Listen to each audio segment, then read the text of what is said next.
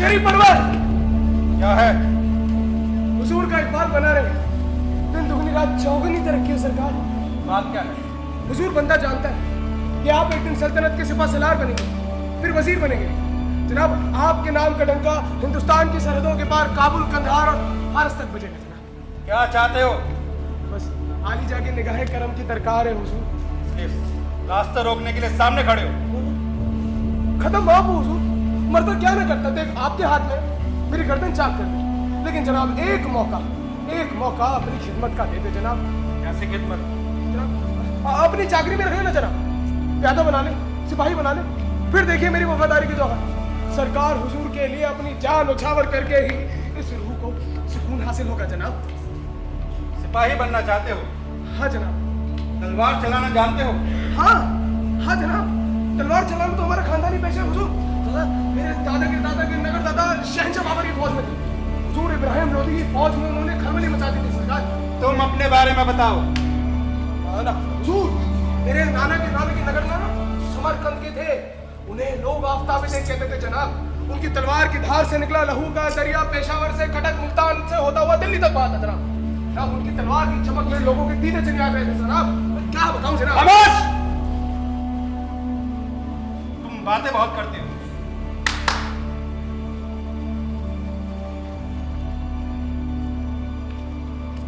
ये लो तलवार। हो जाए तो दो हाथ।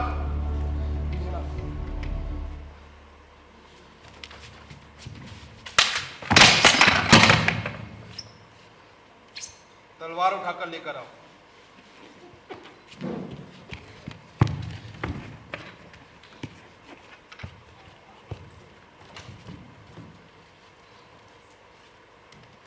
तुम बातों के बहादुर हो, सीधी जबान से जंग फतेह नहीं होती। मेरे दादा हिजड़े थे जनाब।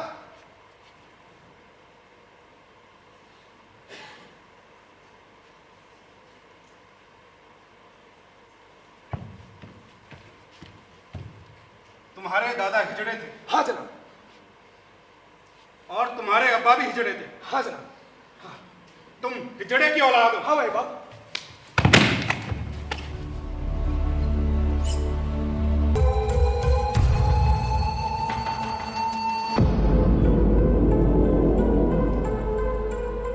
मैंने मलका आलिया की बादशाह सलामत से गुफ्तगू सुनी। तुमने? तुम्हारी इतनी जुर्रत? खत्म आप। बादशाह सलामत की हिफाजत की जिम्मेदारी मुझ पर है। किले के हाल आप जानती हैं। कहा नहीं जा सकता कि कौन दोस्त है और कौन दुश्मन है। इसलिए बादशाह सलामत जिससे भी बातें करते हैं वो सुनना मेरा फर्ज हो जाता है।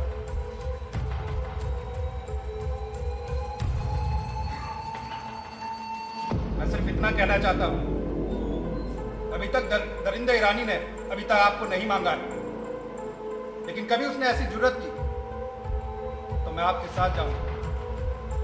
नामर्द होने की वजह से मुझे कोई दिक्कत नहीं होगी, लेकिन इससे पहले कि वो अपनी नापाक निगाह हमारी मलका आलिया के दामन पर डाले, ये तलवार उसके जिगर के आर पार होगी। आप मुझ पर भरोसा कर मुतमईन रहे।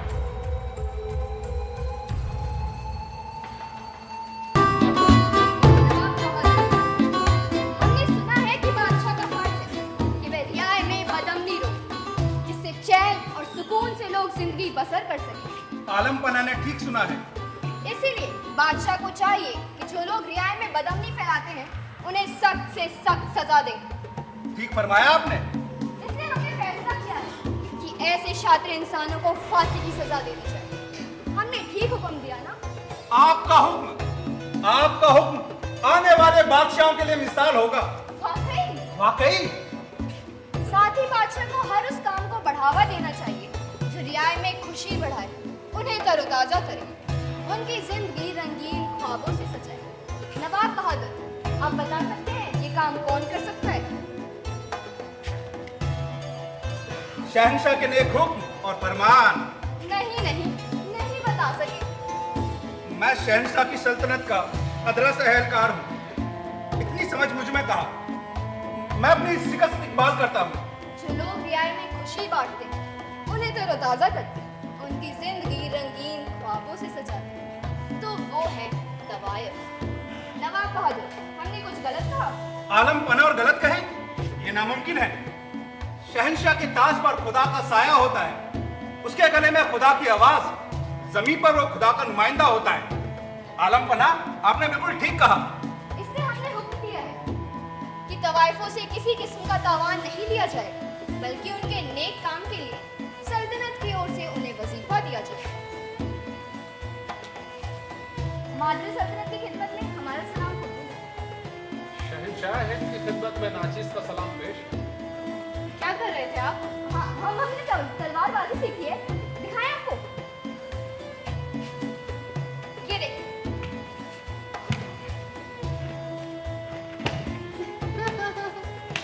अभी भी बच्चा है। तुम सबके दरकार है मादर सल्तनत।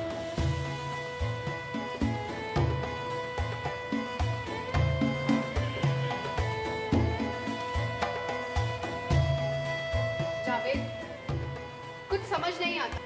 सफदरजंग हमारे साथ है या फिर हमारे दुश्मनों के साथ?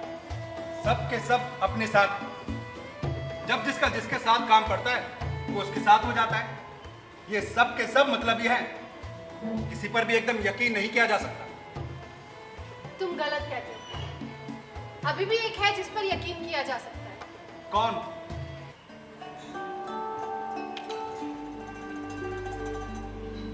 जावेद, मादरी सल्तनत। मत कहो मुझे मादर सल्तनत। कुत्सिया कहो, कुत्सिया। कुत्सिया? जिंदगी में सिर्फ एक मिल जाए तो उस यकीन के सहारे जिंदगी बिताई जा सकती है, और उस एक यकीन के सहारे मौत भी लुटाई जा सकती है। या खुदाया, अगर मुझे मौत देनी है तो मेरी तुझसे इल्तिजा है, इन हसीन हाथों की मिट्टी मुझे कब्र में दफन करे। मत करो मौत की बात, मुझे दहशत होती है। तुमने मुझे इतना दिया है, जब कोई ख्वाहिश नहीं, कोई अरमान नहीं। ख्वाहिश है तो बस इतनी कि खून का आखिरी कतरा तक तुम्हारे काम आ सके। मत करो मौत की बात, मैंने कहा ना मुझे दहशत होती है। तुमने मुझे इतना दिया, सब कुछ दिया, बदले में मैं क्या दे पाया? इसलिए मौत की बात करता हूं। तुम्हारे लिए जिंदगी मौत को निछावर कर देना चाहता हूं। तुमने मुझे एक औरत होने का एहसास कराया, एक इंसान होने का एहसास, एक औरत होने का नहीं, एक इंसान होने का एहसास। मैं तुम्हें एक औलाद तक न दे सका। कितना मजबूर हूं मैं, कितना मजबूर है मेरा जिस्म, ये मेरा वजूद। एक औरत मर्द से केवल औलाद ही नहीं चाहती। मर्द वो होता है जो औरत के चारों तरफ एक किला तामीर कर दे, जिसमें गर्म हवा तक आने से डरे। और तुमने वो किला मेरे चारों ओर तामीर कर दिया। हो जावेद, मैं बता नहीं सकती तुम मेरे लिए क्या हो। खुदा के भेजे फरिश्ते हो तुम मेरे लिए।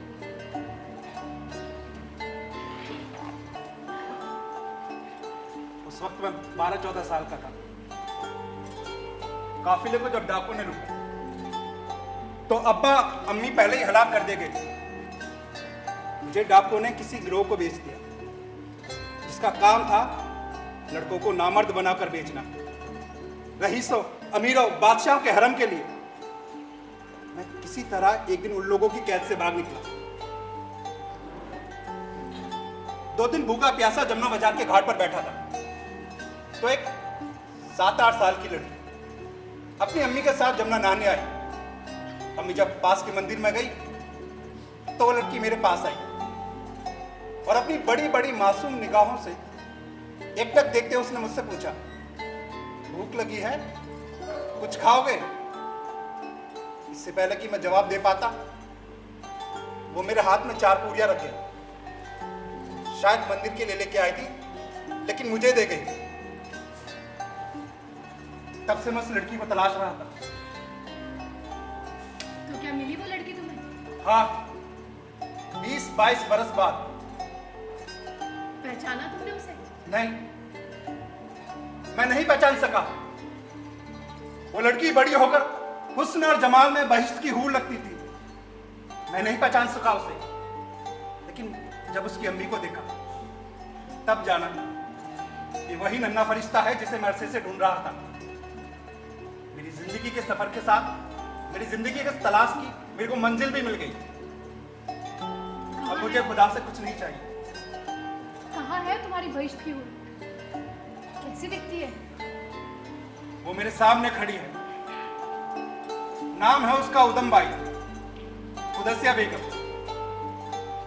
आज चेहरे में उस मासूम लड़की की बड़ी बड़ी आंखें देख सकता हूँ। तुमने मुझे पहले क्यों नहीं बताया ये सब?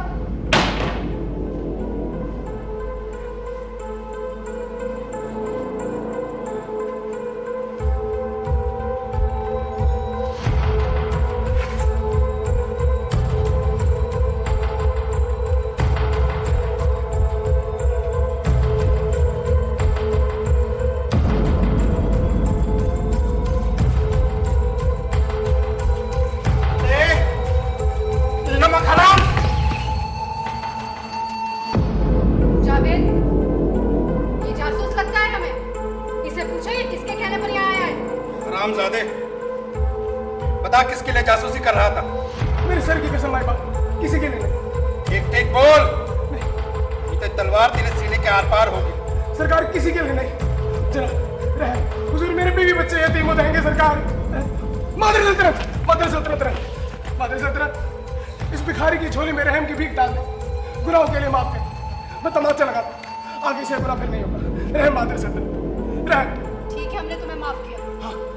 पर सच सच बताओ कि तुम्हें यहाँ किसने भेजा है? मेरे सर की कसम किसी ने नहीं। सच, किसी के लिए। हाँ, मादर सल्तनत, किसी के लिए नहीं। जावेद, रहम सरकार, सरकार रहम, मैं कुछ नहीं सुन रहा। खुदा का कसम, मैं कुछ नहीं सुन रहा था। मैं वो मादर सल्तनत जानते हैं, मैं सुन भी नहीं पाता। बहरा हूं मैं, सुन नहीं पाता मादर सल्तनत। सुना आपने? हाँ, ये सुन नहीं पाता, नहीं। बहरा है। हाँ, अब अपने बहरे कानों से सुन। मैं जानना चाहता हूं तुम किसके आदमी हो, किसके लिए जासूसी कर रहे थे? सफदरजंग के लिए, निजामुल मुल्क के लिए, या किसी और के लिए? मैं 10 तक गिनता हूं।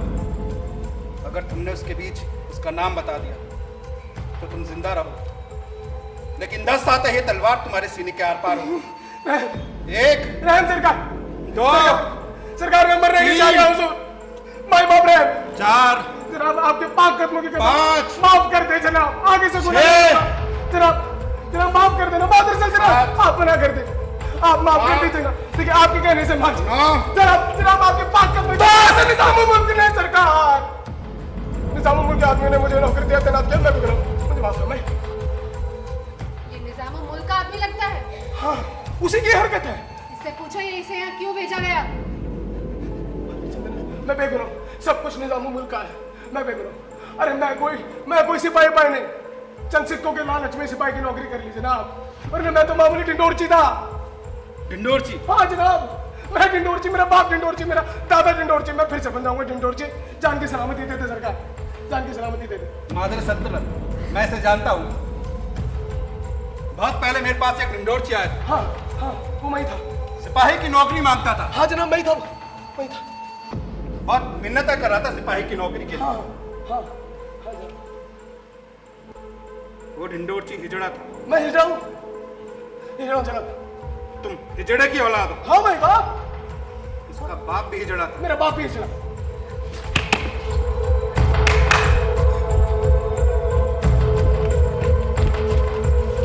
गिरफ्तार कर लो इसे। तुमने अपने रहनुमा का नाम बताकर अपनी जान की सलामती हासिल कर ली। शुक्रिया जनाब, इसलिए ढिंडोरची, तुम जिंदा रहो। शुक्रिया जनाब। लेकिन एक हिजड़े की औलाद हिजड़ा बनकर ही जिंदा रह सकती है। क्या तब तक हिरासत में रहेगा जब तक जर्रा इसे मुकम्मल हिजड़ा ना बना दे। ले जाओ इसे। नहीं, रहम सरकार,